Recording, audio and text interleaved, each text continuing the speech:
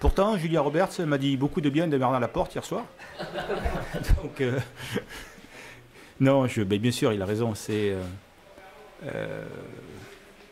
totalement utopique. On a battu Sale 62-0. Bien sûr, c'est un joli score. On aurait mis un essai transformé de plus, symboliquement, ça aurait été joli aussi.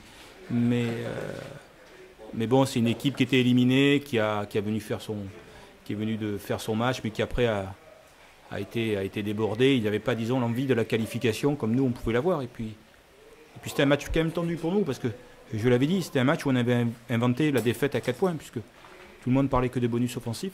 On en avait besoin. Montpellier revient très fort dans la poule. On a 2 objectifs. Le premier, c'est être devant Montpellier. Et le second, c'est être premier devant au moins 2 autres équipes. Donc il nous fallait absolument engranger des 5 points. Ce qui n'était pas prévu, c'est les 9 essais qui nous aideront bien, puisqu'en goal average vis-à-vis des autres équipes, on était un petit peu déficient en nombre d'essais.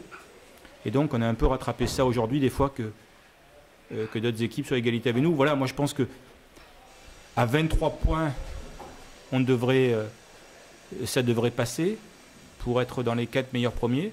Ce qui veut dire que il faudra essayer de battre Cardiff à Mayol et éventuellement de prendre un bonus défensif à Montpellier.